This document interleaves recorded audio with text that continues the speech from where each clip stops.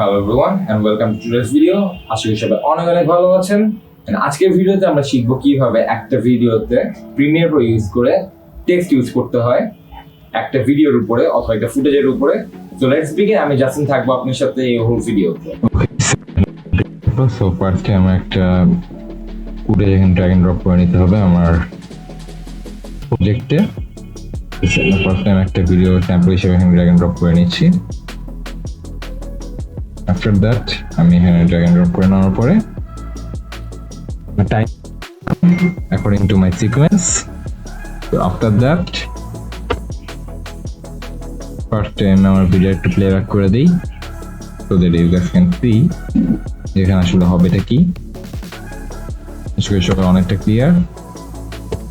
এখানে আমি যেটা চাচ্ছি একটা টেক্সট অ্যাড করার জন্য। সো আজকের টিউটোরিয়াল যেটা সেটা হচ্ছে টেক্সট অ্যাড করার জন্য কিভাবে টেক্সট অ্যাড করতে হয়। তো ফার্স্ট টাইম যেটা করবো এখানে আমি লিখে দিলাম তারপর পিচ অ্যান্ড এটার ফন্টটা চেঞ্জ করবো। তো এখানে আমার এফেক্ট কন্ট্রোলসে যে এখানে আমার টেক্সট চেঞ্জ করা যাবে অ্যান্ড এখান থেকে আমি সোর্স টেক্সটের যে লেখাটা আছে সেই লেখাটার ফন্টটা চেঞ্জ করে দিচ্ছি। আফটার দ্যাট আমি যদি চাই এটার যে ফন্টটা আছে সেটা একটু বড় করতে, তো এখান থেকে বড় করা যাবে।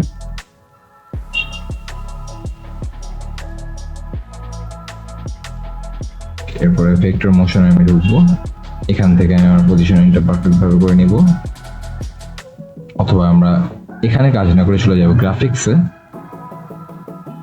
এডিটে যাব, এখান থেকে কাজ করব।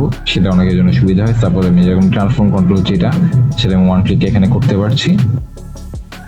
আমি একবারে শুরু থেকে দিই এটা অ্যান্ড শেষ পর্যন্ত নেই। I should do one thing, যে আমি এটার স্পিডটা একটু ফাস্ট করে নিই, তাহলে আপনাদের জন্য দেখতে সুবিধা হবে। তো এই যে আমি করে দিচ্ছি 150 স্পিডটা ভিডিওটা, you can see।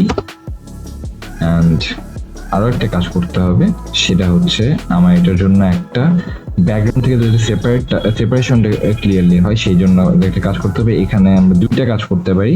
Number one, এখান থেকে যেই শেপ টুলটা আছে আমাদের পেন টুলের উপর হোল্ড করে রেখে দিলে তাহলে আমরা রেক্ট্যাঙ্গেল টুল পেয়ে যাবো। এন্ড রেক্ট্যাঙ্গেল টুল পাওয়ার পরে আমরা এখানে একটা রেক্ট্যাঙ্গেল ড্র করে নিব।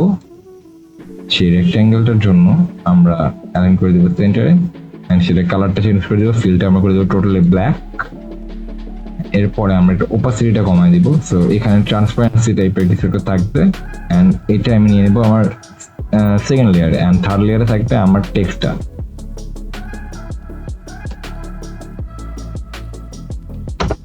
আমি ফুল রেজুলেশন দিয়ে রাখি তাহলে আপনি দেখতে সুবিধা হবে।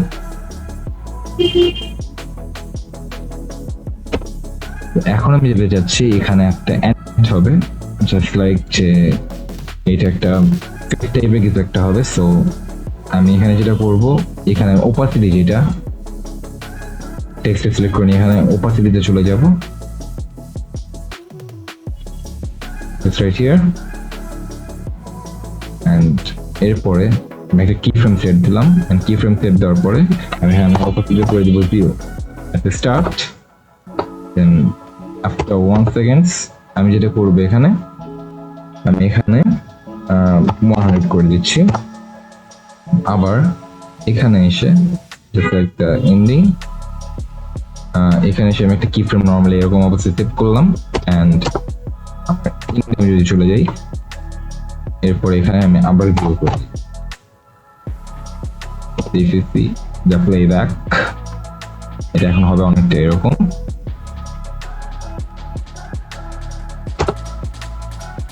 জাস্ট স্টার্টিং একটা pop up and after that এখানে একটা pop out. So pretty easy একটা জিনিস এটা। তো আশা করি আপনারা সব বুঝতে পেরেছেন এন্ড আশা করি এই ভিডিওটা আপনার কাছে ভালো লেগেছে। এন্ড যদি ভালো লেগে থাকে please click the like button in this video and make sure to subscribe my channel Jasin's World on YouTube. As always, thanks for watching this video.